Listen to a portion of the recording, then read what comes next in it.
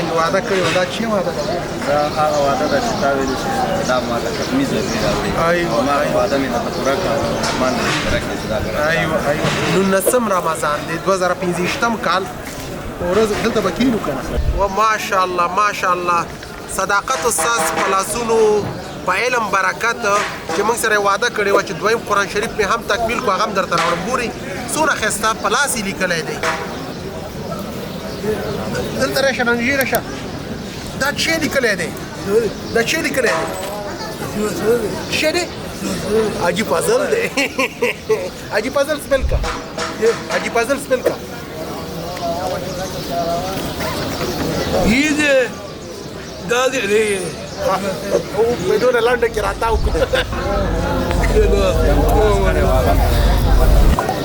یا الله ورګه فاضل دا